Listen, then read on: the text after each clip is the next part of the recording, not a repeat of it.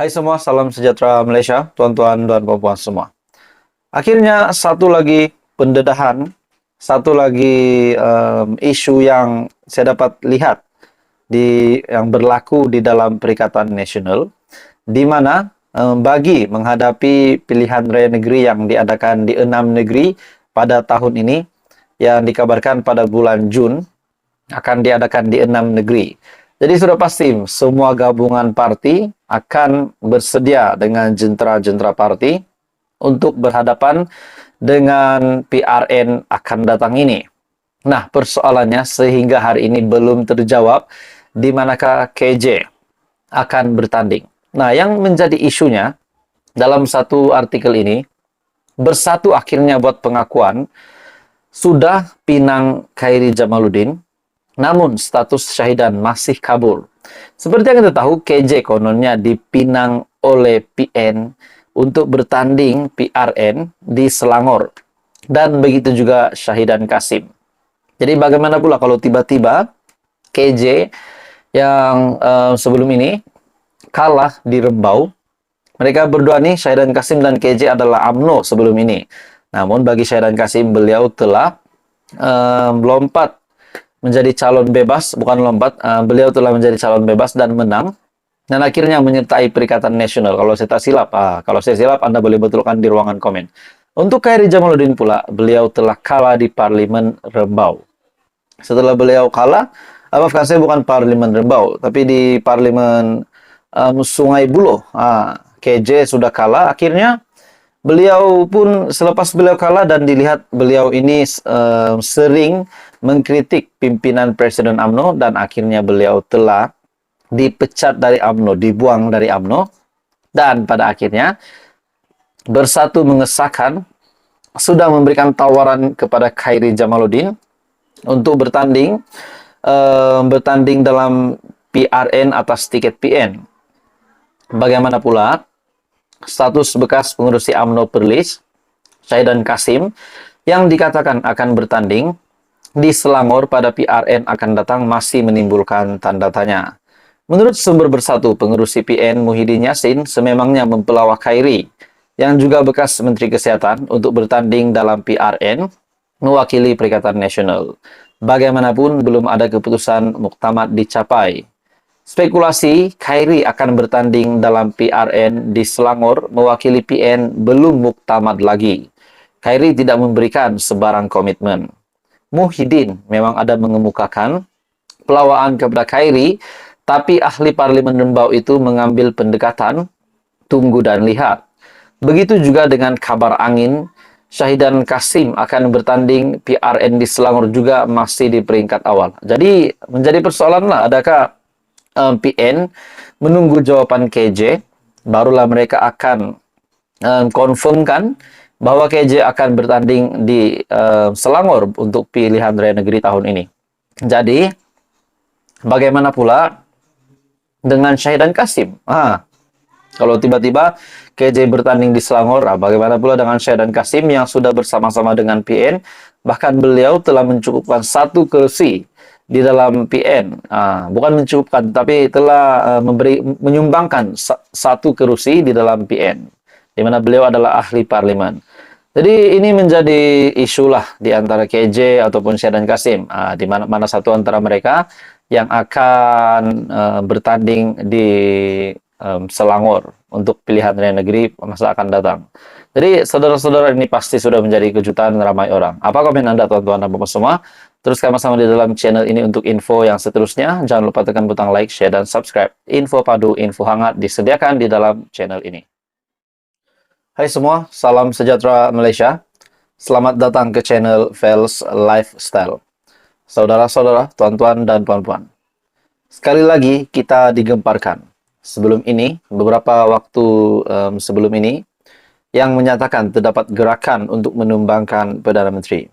Nah, akhirnya saudara-saudara, satu penelitian ataupun satu artikel dari Syahbudin.com yang amat panas, yang amat mengejutkan.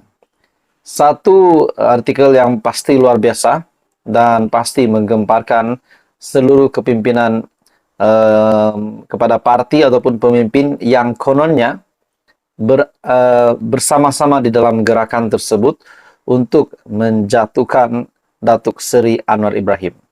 Dalam artikel dari Syahbudin.com, nak jatuhkan kerajaan mesti berani seperti Anwar. Sekali lagi timbul desas-desus mengenai komplot untuk menjatuhkan kerajaan perpaduan pimpinan Anwar Ibrahim. Komplot itu dikatakan akan dicetuskan melalui tindakan sejumlah ahli parlimen BN meletakkan jawatan secara serentak untuk memaksa pilihan raya kecil diadakan. Dan melalui PRK itu, ahli-ahli parlimen yang meletakkan jawatan akan bertanding semula sama ada atas tiket PN ataupun bebas untuk membebaskan diri daripada terus terikat dengan BN yang telah mengikrarkan sokongan kepada Anwar. Seterusnya, melalui pakatan dengan parti-parti lain, mereka dikatakan akan bekerja sama memastikan Anwar hilang kedudukan sebagai Perdana Menteri. Dikatakan lagi, peletakan jawatan ahli parlimen itu berlaku sekitar Jun depan agar PRK itu dapat diadakan serentak dengan PRN di 6 negeri, yaitu Selangor, Pulau Pinang, Negeri Sembilan, Kedah, Kelantan, serta Terengganu. Walaupun Presiden MCA sendiri, W.K. Siong yang didakwa, tahu mengenai komplot itu telah membuat penafian, dan Timbalan Perdana Menteri Fadila Yusof juga menolak kemungkinan penglibatan GPS dalam komplot tersebut. Namun, cakap-cakap mengenainya terus berlegar, dan perbualan tentang pertukaran kerajaan seolah-olah tidak pernah ada titik noktanya. Di waktu yang tidak menentu, sering saja timbul kabar angin mengenai gerakan mahu menukar kerajaan dan menjatuhkan Anwar. Bagi saya ini pasti satu lagi isu yang panas mengejutkan politik Malaysia.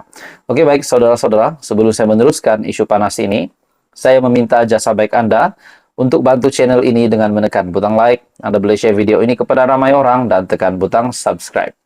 Dalam artikel ini, apa yang ketara, meskipun sudah beberapa kali tercetus berita mengenai perkara itu, yang muskil sekali ialah tidak diketahui siapa ketua yang merancangnya dan tidak disebut juga siapa calon Perdana Menteri.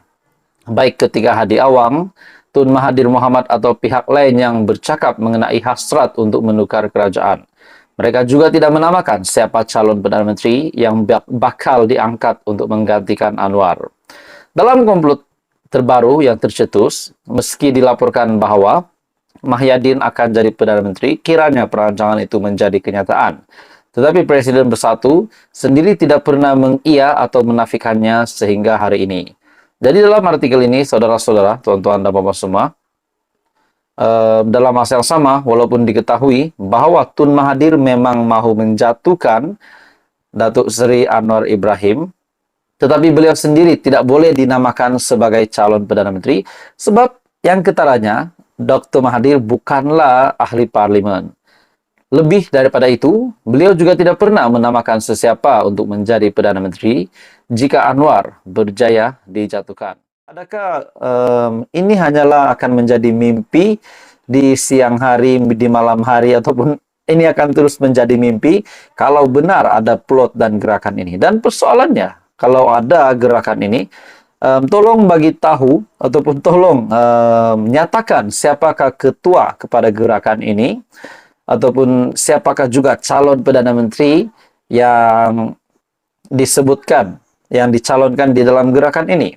Jadi ini pasti menjadi satu lagi isu yang panas. Dan kita tahu juga kalau Dr. Mahathir yang nak jadi Perdana Menteri, macam mana nak jadi Perdana Menteri kalau beliau bukanlah ahli parlimen. Jadi ini bagi saya tidak relevan lah setakat ini. Yang penting kita tahu Datuk Seri Anwar Ibrahim sebagai Perdana Menteri Malaysia ke-10 hari ini masih kekal teguh di dalam jawatannya, di dalam kerusinya sebagai Perdana Menteri. Apa komen Anda, tuan-tuan dan bapak semua? Teruskan bersama di dalam channel ini. Jangan lupa tekan butang like, share, dan subscribe.